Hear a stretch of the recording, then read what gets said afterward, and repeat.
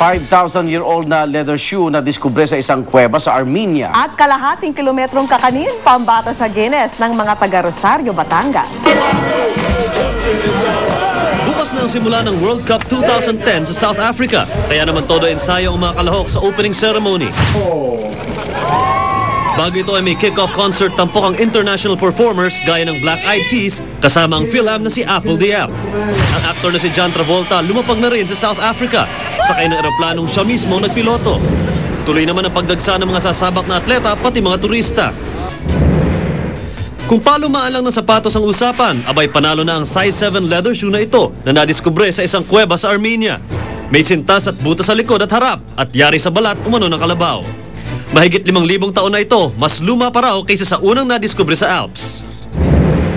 Kalahating kilometro, ganito lang naman kahaba ang kakanin kung tawagi sinukmani na inilatag ng mga taga-Rosario, Batangas.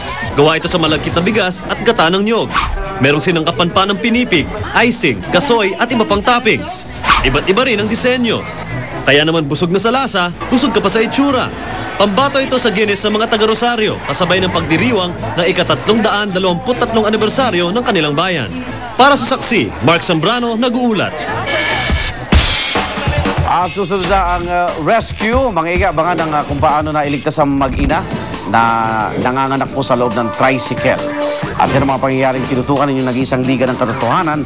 Ako naman, Arnold Clavio. Hatid naman na balitang walang kinikilingan, walang pinoprotektahan, walang kasinungalingan. Serbisyong totoo po lamang. Ako po si Vicky Morales. Hanggang bukas, sama-sama tayo magiging saksi.